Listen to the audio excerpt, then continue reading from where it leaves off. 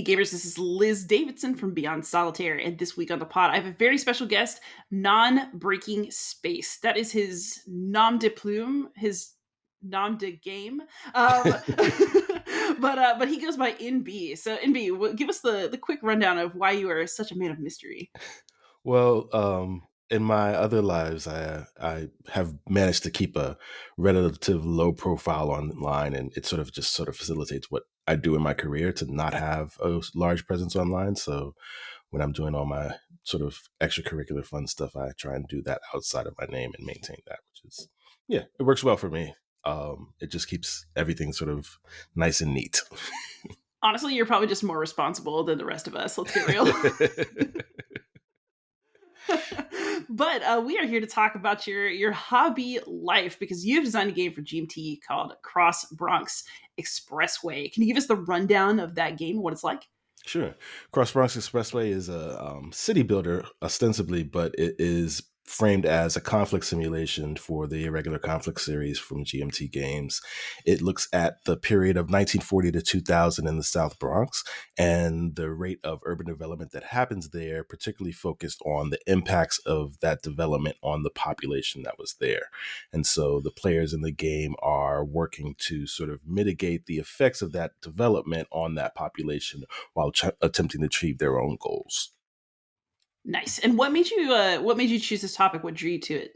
Well, I mean, I've done a lot of work designing games, but this is sort of the one that they say, do the thing you know best. And I grew up in the Bronx, so this was something that I always wanted to sort of do a topic on.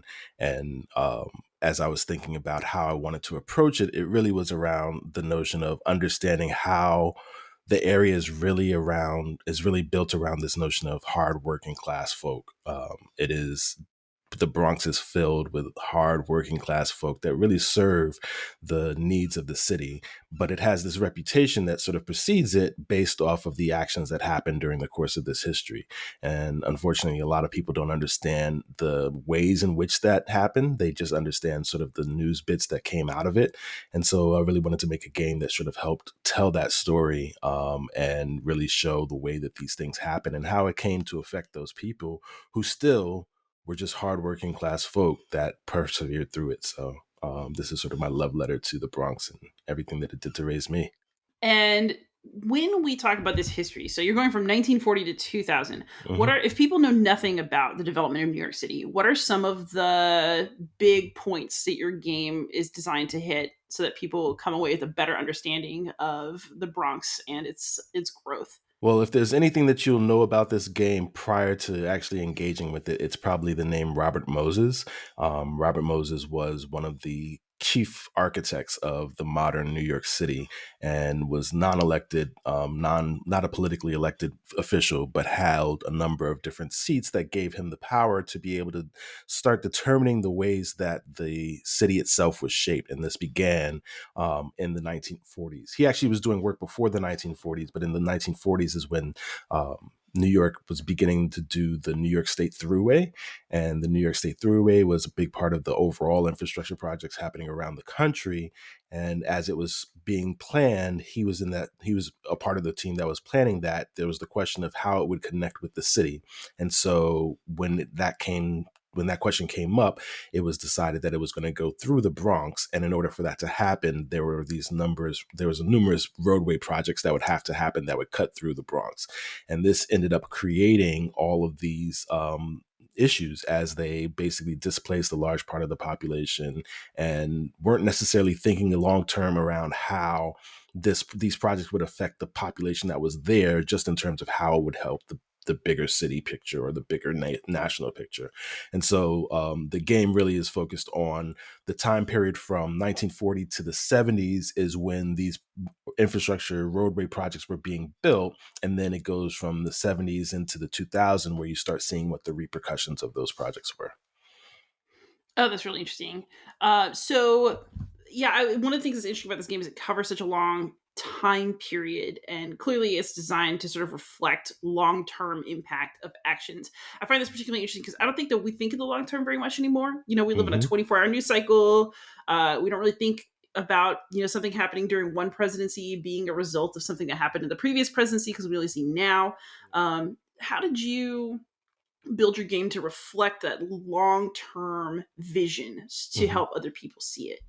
Well, I mean, you touch on a really important point. Like the impacts are still like it's still being happening today. You could do a search for Cap the Cross Bronx, and that's really about still talking about the effects that the Cross Bronx Expressway itself is having on that population, which is that it's creating tons and tons of pollution in the area and has basically raised a few generation of kids that have had to deal with the adverse effects of those in terms of health issues. And so with the Build Back Better plan, there's been a lot of lobbying by the local Bronx officials to say, hey, make sure that we're spending some of those monies on dealing with these projects that were from this period that actually had a very negative impact on our communities. And so that aspect of it, I actually don't touch about the health aspects in the game so much because it's more about the immediate, but those long-term effects are like, we're talking 2-3 generations later, where you've seen the asthma cases going steadily up for people coming out of this population. Those are the long-term effects that often get ignored in the pursuit of progress and Modernity. modernity, yes. Moderna. I wanted to say Moderna, but maybe that's what they're trying to. Anyway, so and I think a lot of what my focus on in design is really around how these ideas of modernity really change the way that we do things, and not always for the beautiful promises that they say that they're going to do. And so, and that's really a matter of having a long term view. So in the game, the the way the players are positioned is they're going to have to deal with the tactical situations of what's happening on the ground right now, but they're always going to be judged based off of how well they've hit their strategic goals, which are more of those long-term plans. So in the immediate, you've got to sort of make sure that the city isn't going bankrupt. You've got to make sure that the people aren't being disenfranchised, and so you're going to do that, but then at the end of every census, which is every 10 years, they're going to evaluate you and say, okay, well, we don't care about what you did tactically. How does it fit into this bigger picture? Have you made enough money? Have you created this sort of utopian paradise you promised that you were going to be able to build us? And those evaluations are those competing interests of like the long term versus the short term are really the core of the decision space that I want to put players in through the game.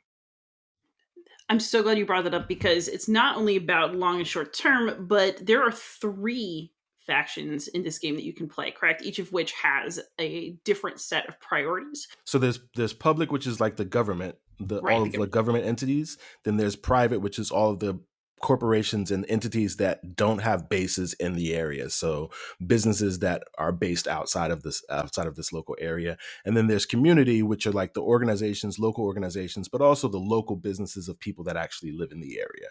And so those are the three factions represented through the players. But there's also the population, which is also on the board, which are most closely tied to the community, who is actually the community player who's trying to sort of represent their interests through these organizations and businesses that they have, but also the public that is responsible for making sure that they are cared for, and then the private who needs to be able to utilize that population to be able to gain their profits. So everybody is sort of working through both the buildings and the infrastructure that go into the area while trying to utilize the population towards their own goals. So this is also a game that's going to force some uncomfortable alliances Mhm. between these factions, even as they're trying to get theirs, correct? That's correct. I mean, I think that's one of the things when you think about city builders, there's a lot of this like very individualistic sort of approaches of just like, okay, we're all individual profiteers. We're going to go out, we're going to make a lot of money, and whoever makes the most money is going to win. With this one, it's more about what happens in a municipality, which is that there are competing interests, but they all have to work together towards an individual goal, which is sort of the upholding of the city, but then they have their own goals that they're trying to do at the same time, which is often at conflict with the both the collective goal and the other individual goals. So this game really sort of models that through the notion of this coalition system, where in order to actually get the actions done, and those I mentioned before, the tactical of needing to sort of deal with the things in the moment. In order to deal with the things in the moment, you're going to have to work with the other participants in the game. But doing so, you still want to stay focused on what is it that you're trying to achieve. And so you're working with them, and then you're working against them, and then you're working with them, and you're working against them. And the other thing that's interesting about this is I think that a lot of people kind of want to view one of these sectors potentially as bad. Like, oh, the government doesn't care, or Right. oh, businesses are only here to make their money and leave, Yeah. which to some extent sounds true, but also is that doesn't sound like that's the way they're being presented in this game. Yeah, I think there's no necessarily good guy in this game. Everybody has to make hard decisions. Everybody has their own motivations. I mean, I would say that I'm probably more partial to the community. Everybody probably will be more partial to the community, but community will have to make some hard choices as they're trying to deal with what both all the other players and also the events of history that sort of happened through the event cards. But the private at the same time is one of the things that they do is their primary actions is hiring employees. And so why would that be a bad thing, right? It's like, why is it bad for the private company to give people jobs? That's what we want them to be doing. But in the context of the game, you start understanding what their motivations for that and what the repercussions of that end up being.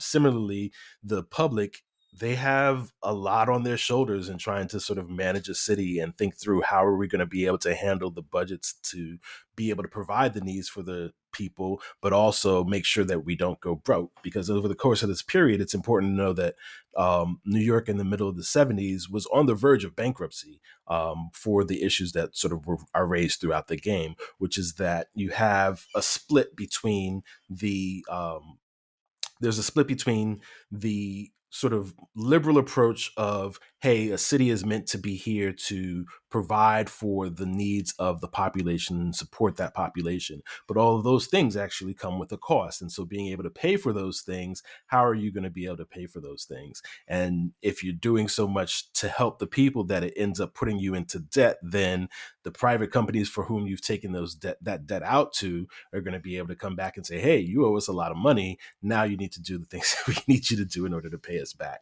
And it's hard to sort of blame anybody in that situation singularly. I mean, Robert Moses is often like the evil villain of this period because of the fact that he did so much to really just transform the way that the city worked. But the truth of the matter is that there's no way in the world that New York would be what it is today. However it is that we think about it, that just wouldn't have happened without him and his doggish approach to this city planning. So the things that we love about the city, just as much as the things that we hate, probably all still come out of these choices and decisions that he made. And so we can't necessarily just say, well, let's just throw it all out. We really have to sort of investigate, like, what are the circumstances? And that's sort of the thing that the game is trying to simulate. It's like, what are those decisions? Why are those decisions coming up? And what would you do in that circumstance to try and achieve these goals that they were trying to do? So historically, going into a lot of debt was actually really, really bad Uh, for New York City. Is that correct?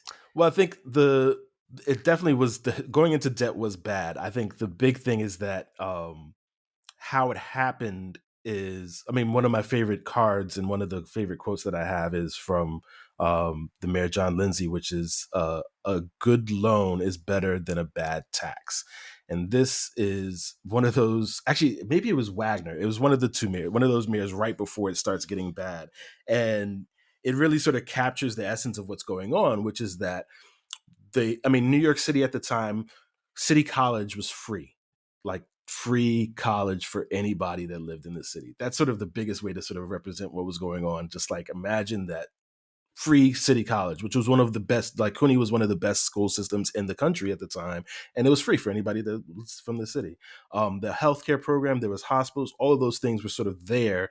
The welfare programs, all of those were there sort of to help out the population. And so this is like this idealistic vision of like, hey, if you're in need and you're in this city, we have all the resources here to be able to provide those things for you. again, like I said, those all come with costs. And so do you start saying, well, we're going to cut all those things off, or are you going to find other ways to be able to fund them? And so the good loan is better than a bad tax is the choice of how to actually fund those, which is that, well, let's try and take out these good loans as opposed to taxing those people that are making the most profits, which end up being the private player. That decision really sort of captures what happened. Like, it's like, okay, we're going to take out loans rather than raising taxes so that we can still be attractive to these businesses, but also we're indebted to these businesses is the wrong word, but we're indebted to these entities.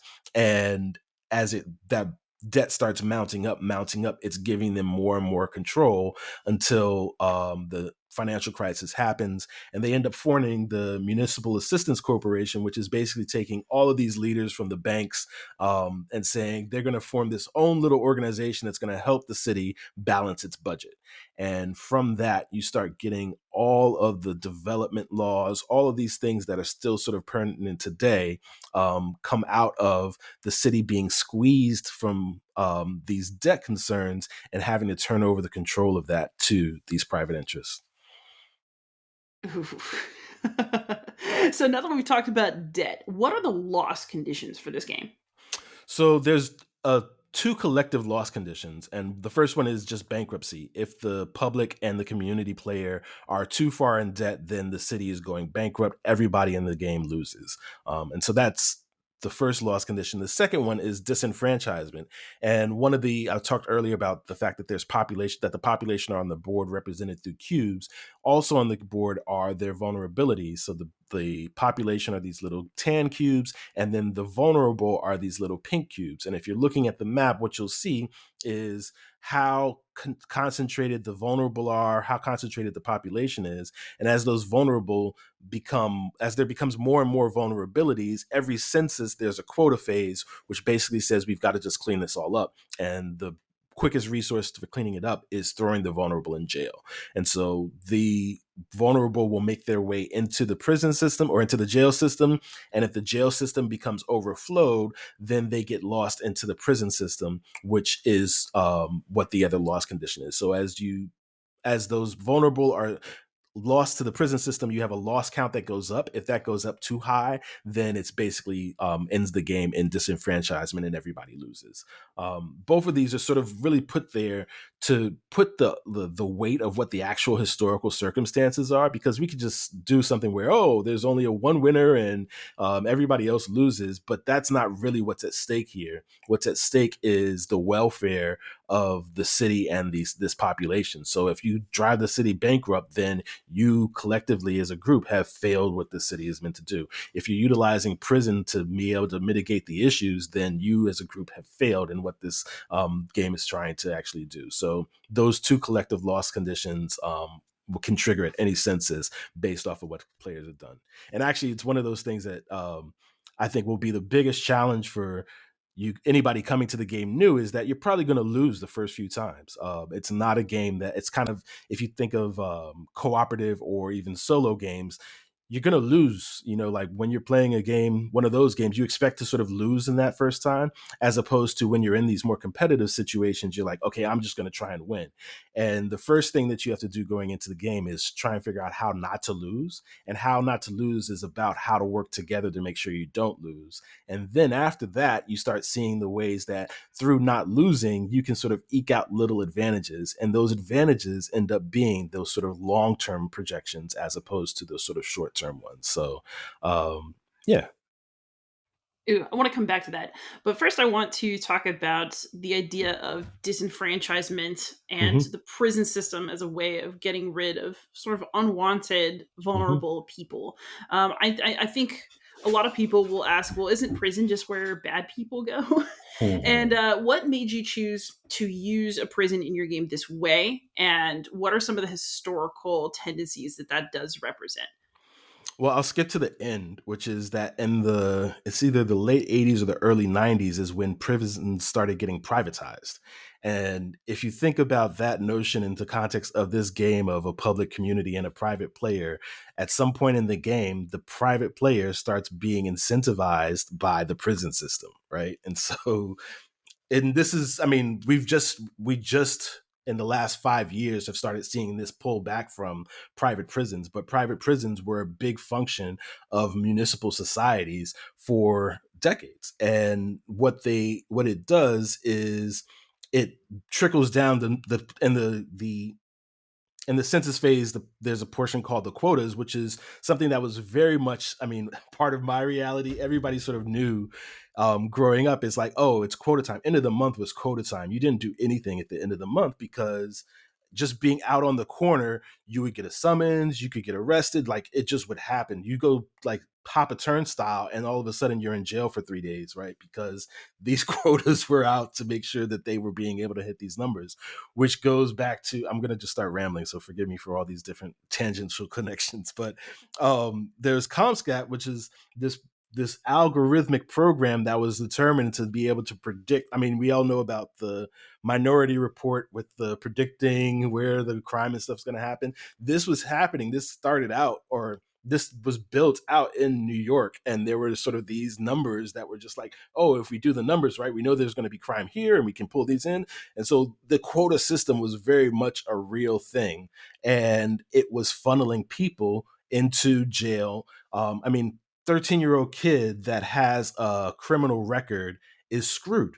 Like, and Yeah. this is something that was happening consistently, where it's just like, oh, you're going to get a loitering ticket, make sure that you show up in court, because if you don't show up in court, then you're going to end up having this long-term record. And you're a 13-year-old kid, they're like, go to court. Like, nah, I don't need to go to court. And all of a sudden you've got an arrest warrant for not showing up to court for a loitering offense, which once they catch you doing whatever it is, you're smoking a cigarette on the corner, and they say, oh, look, you've got an arrest warrant because you didn't show up in court. Now all of a sudden you're being shipped off to jail. And through that, it's this very, very vicious cycle, which at, like I said, at the end of it, the private player says, hey, we'll take over this problem, we'll build private prisons and make money off of it. Just becomes this utter, like, this disgusting churn. And so I really wanted to sort of reflect that within the game, because one, it was, like I said, that's something that we grew up just like understanding and knowing, but it also like has a huge impact in terms of understanding that the decisions that the players are making are creating these vulnerabilities, which aren't necessarily because the population itself were bad, but because of the circumstances that were created for the population built these things. And then to see what the result of that is that, oh, now they have to go to jail, and now they're going to prison, and now there's these losses that just keep stacking up. So that really was important to reflect in the game as a means of understanding how all of these things are connected to the experiences that the population was feeling on the ground. So one thing I really like that you keep saying as you talk about your game and how you want it to feel is that this isn't really about building an engine and having a glorious victory. This isn't really about, really getting one over on all the other players and immediately being like, yeah, boom, I got you. This is really a very incremental Mm-hmm. sounding game where the things that you do early on kind of butterfly in surprising ways over Mm-hmm. time. Mm-hmm. And I see this also reflects, I guess, the way that you want people to think about cities and infrastructure after playing your game as part of the experience. Yeah, for sure. I think the notion of time is really important, and it's very sort of prescribed in the game, where there's a certain number of cards each decade. At the end of those cards, there's going to be a census, and then you're going to start and sort of repeat it from there. So you have a sense of what the time scale is and where your actions are going to be important. If you're on the second card and you have 5 more cards before the census, maybe I can risk taking this action that's going to give me money, but is going to put a bunch of vulnerable, because maybe I can sort of clean it up before the census comes along. That sort of long term planning is really a key part of the way that the interactions happen. But I will just to go back, there are some pretty take thatty aspects of it. Like you can definitely, I mean, as the private player, you can just go and buy up somebody's building and say, "Oh, I'm going to take over this whole neighborhood." It may not be always be as beneficial as you think it is, but it can happen. Also, I mean, one of the I think the most powerful action that any player can do is that the private player has this payoff action, which is meant to model the fact that in the sort of 60s 70s, as the period that everybody knows is the Bronx's burning period, where the houses and stuff were on fire, the private businesses had gotten to the point where they no longer were profitable. I mean, they had actually known prior to that they weren't making money off of these buildings. The in the well, going back a bit, in the 40s, there's a lot of incentive for the public and stuff like that, in terms of there's grants and everything coming out of World War II. There's a bunch of incentive for people moving out of the area, but then there's also some incentive for what's happening inside the area, except for the fact that everybody knows these roadway projects are about to just rip through the whole thing. So all of the property values are going to go down. And as these property values go down for the private player, the buildings just stop being profitable. And so by the 70s, as their things are on the verge of bankruptcy, the payoff action is basically saying, hey, let's go give the vulnerable some money to go destroy our buildings. And so the most powerful action that the private player has is to be able to pay off the vulnerable. They give money to the vulnerable, have them go to another district and destroy property. Um, but that again is one of those things that seems like, oh, that's such a way overpowered thing, but it's not necessarily something that you want to be doing all the time, or because of those loss conditions you're going to end up um, ending the game and everybody's going to lose. So you have to be very careful about, okay, when is it the right time to actually pay off the vulnerable to destroy a building, because there may be a time where you want to make that decision. Oh man. So what made you choose to stop this game in 2020? I mean in 2000. So Hmm. one thing that was really interesting to me is that you're talking about, we are looking back to this period of development now as we have a Hmm. new infrastructure bill coming out to talk about long-term effects that are still affecting kids in the Bronx, that still have an impact on the city. So why did you choose 2000 as your cutoff date? Because clearly it could have gone further.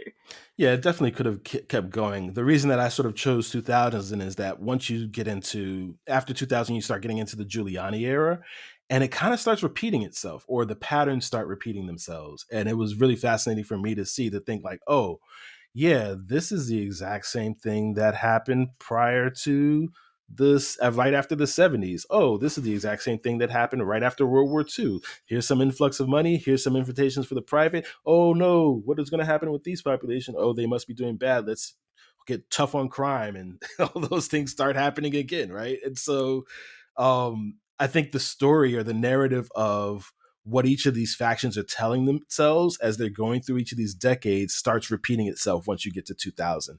And so it didn't warrant keep continuing to go on to tell the same story over again. I think you can sort of get all of those through the previous decades. That's really interesting. I mean, what's everybody says, you should learn your history, or you're going to repeat it, and Hmm. here we are. There are actually some other cyclical elements I noticed when looking at some of the cards for the game. Hmm. I was disheartened and also not that surprised to see that there was a card about a woman who was shot by police because she was mentally ill and Yep. didn't want to leave her apartment. Eleanor Bumpers, yeah. I mean, that's one that sort of it shows up. Interestingly enough, it shows up more prominently later in the decades. The earlier periods, this was still happening. There were still police shootings that were happening, but they weren't reaching the public mindset so often. It was just sort of accepted. It's not until around the late 80s that you start seeing this happening, and it's more reflected in the news cycle of like, oh my gosh, Amadou Diallo, Eleanor Bumpers. And so those, when we're talking about today of George Floyd, this is Eleanor Bumpers was late 80s, early 90s. So it's the same thing going on 30 years ago. And this is a problem that's been happening since way before then as well. But at least for 30 years, it's been in the news cycle and is not quite yet being addressed. As we just yesterday inaugurated the first police mayor of New York.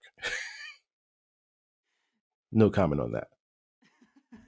Yeah, this is actually really interesting to think about. So, if somebody is going to look into this history before playing your game, Mhm. do you have any reading recommendations for people to pick up some of this history and get a sense of that cycle to accompany or maybe be a prelude to them playing it out? So I think the first book that I definitely recommend is checking out Jane Jacobs' um, "The Death and Birth of the American City," which isn't about the Bronx at all, but it really sort of paints this picture of the time and the era and how important. this period was for the notion of what modern cities would become. Jane Jacobs sort of presents this alternate view of what could have happened, and unfortunately, it had some impacts, but it didn't necessarily impact the changes that needed to happen in the Bronx. And so this is how we start understanding what the volume of the impacts that this period had on shaping cities and shaping public relationship with cities. So that's really important one. If you have like tons and tons of time, then you should read Power Broker by Caro about Robert Moses. It's again not specific. It's more about Moses specifically telling his whole story, which has extreme impacts on the Bronx, but isn't necessarily about the Bronx specifically. But he's an amazing just person to understand existed. Like to think that he even existed is really just a fascinating thing. Whether however you feel about him or whatever your thoughts about the choices and decisions he made, he was a fascinating character. And if you really want to go dive deep on that, then that's there. Then I also recommend Fear City, which is by Kim Phillips Fine. That is a story of the period overall. I think it goes from roughly like the 50s through the end of the 70s in New York, and tells just like a great story around how these economic, social, political dynamics formed and then built through the financial crisis and what came out of it, because literally out of this crisis reshaped the whole notion of what cities are for, what cities are meant to do, and what the private interests were able to get out of cities, how they were able to utilize cities. So those would be my top three, but there's a bunch of others. I also recommend that everybody check out the documentary Decade of Fire, which is I think about 2 or 3 years old, but it's really sort of a telling of the story of the South Bronx from the people that actually lived and experienced through it. So that's a great one to see. I'm super excited to see this game because I feel like when you say city builder in Mm-hmm. board gaming, there's like a specific connotation to that, and Mm-hmm. it's typically sort of an innocuous kind of Euro-y kind of Mm-hmm. game. How much did you look at traditional city builders when you're designing this, and what would you say uh, your sort of influences and touchstones were as you were designing Cross Bronx Expressway? So I definitely looked at a lot of city builders and in the design of this game, and decided that that was not the game that I wanted to make. I think the we can just talking about games in general. The whole genre of sort of city building falls under the umbrella of economic games, and I think my approach to gaming itself is that games are tools of the cultural zeitgeist, I guess you'd say. They sort of are reflective of what our beliefs are as a culture. And the truth of the matter is that what we represent about economics is so unrealistic that it's like what are we talking about? Let's just make this. And it's one of those things where I've had this discussion before about the expectations of players for games, and when people are saying, "Oh, let's do a city builder, let's make an economic game," everybody's idea is, "Oh, let's make a lot of money and let's just have fun making a lot of money." And that that's not at all what city building really is about. Like the people that are making the money are the ones that are on the margins. The people that are actually having to deal with what's being done are the ones that whose story don't get told. And so that's where the approach that I wanted to do. But there are a lot of ways that city building and that mindset is just sort of reflective of the attitudes that we have. And so, like we talked before about sort of the prisons, like our notion of prison comes from these other sort of ideas that are in our culture about prison bad, people bad, go to prison, right? Where we have this very surface level appreciation of what the actual institution is. And so if we build, this is another callback, but like we build games called Prison Architect, and in Prison Architect we think through, oh, well, we'll just like, how are we going to treat the bad people? And like it's like, wait a second. Or how are we going to build? I don't know. Honestly, I don't know the proper conceit for what they're trying to do, but it's another sort of look at this issue from a very far removed from what the reality is.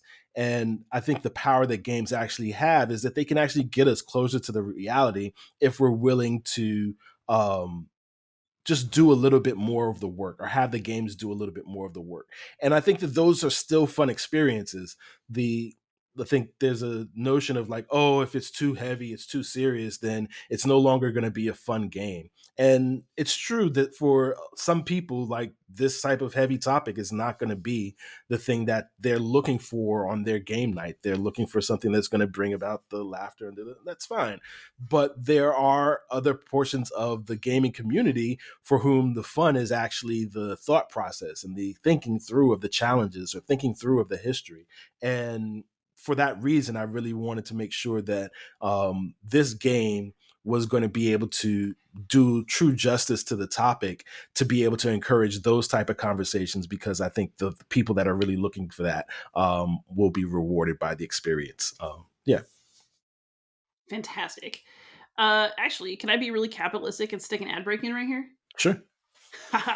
So, as those of you out there may know by now, the Beyond Solitaire podcast is now being sponsored by the Central Michigan University Center for Learning Through Games and Simulations, where we believe that games can be fun, but they can also really teach you a lot about the world and how we approach it. So, if you ever wanted to minor in game design, then CMU is the place for you. And if you want to support academic game projects coming up, they now have an academic gaming press that will be releasing further games on Kickstarter later this year. I also have some exciting stuff to announce that I can't tell you just yet, but stay tuned for a couple episodes from now. I was gonna say that's like, it's such an important mission, because of the fact that when you look at the history of games, the history of games is as propaganda tools for empire, right? Like, so many of the early gamings were about sharing how empire is spreading across the globe, and you too can become a part of the systems that have rule from sea to sea, or whatever the the phrases are. Um, and so the need is really, if we're in 2021 and we're still utilizing the systems in the same way, then maybe we haven't done our jobs yet, because those sort of notions of perpetuating these ideals of empire, and those ideals of empire are, get the resources, let's hoard all the resources for ourselves, and then we will be the richest and the most powerful. How many games sort of fall into that bucket? If we're still sort of perpetuating that idea, then what is it that we're sort of spreading out culturally? So it's really, for me, it's just really important that we are being, and it's a weird to say it, but being a little bit more subversive in gaming, to start thinking about things more seriously, to reflect the societies that we want to see, not just the societies that we inherited. I absolutely agree. Games are there, they're there for fun, but they're also there to help you think through things in a way that a book can never do for you. Exactly. But now that we talked about serious stuff, have you always been a hobby gamer, or is it something that you came to later? So I definitely was always into games, but my relationship with it changed throughout the years. When I was really, really young, there was a friend that I had in school, and we managed to dig out in the corner of the library. There were like the small little gaming section, and there was Dungeons and Dragons, and there was Advanced Squad Leader. And we are here in elementary school, just like, whoa, what is this? Let's try and figure out what this is, and how it is, and how it works. And I think we had more success with D&D than we had with ASL, but I think definitely my interest was peaked from that point.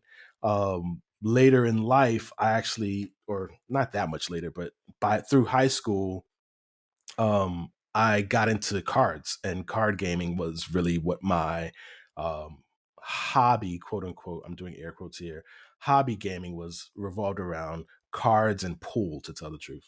And the truth of the matter is I made money off of them. Right? That was a way that I was earning money, was through playing cards and pool, until it became too dangerous of a hobby. And that actually got me out of gaming for a long, long time, until I started having kids. And once I started having kids, I got back into this idea, or one, finding games for kids was like, oh, let's find these games. And I'm like, oh, wow, these are the games for kids, huh? And so I started tinkering and making games for them myself. And as they grew older, the games got more and more sophisticated. And then I just started thinking through, like, oh man, I really like making games. So that led me to think through, like, what are some things that I would want to design? And then around that time is when I got introduced to the idea of modern gaming, which was a completely different thing from what it was that I was expecting. The My big like eye-opening point was Dominant Species by Chad Jensen. Just like was like, whoa, okay, games can do some pretty amazing things. And from that sort of point, I started exploring as many games as possible, started thinking through how what the mechanics were doing, what are the stories that are being told, and then thinking through what are the stories that I would like to tell through games. And since then, I've been sort of just working towards trying to build out those stories and put them into games. That is fantastic. And so I know that you are a bit of a man of mystery. We're never going to be able to find you, as yourself online. But do you have an online presence as non-breaking space where people can find you? Yeah, my name is MBSP1618, and I'm on Twitter. I'm not usually on Twitter, but you can find me MBSP1618 on Twitter. I also have MBSP1618 Games, which is something that I very infrequently update. Overall, if I'm on Discord, if you're on Discord, you can run into me on Discord, playing games, probably just trying to pick up a game or something. But yeah, that's where you find me. Fantastic. Thank you so much for coming on here. I've really, really appreciated this conversation. Oh, thank you too, Liz. It's really great. And those of you out there who are listening to this podcast, you probably know I'm everywhere as Beyond Solitaire. Thank you so much, NB, and happy gaming. You too.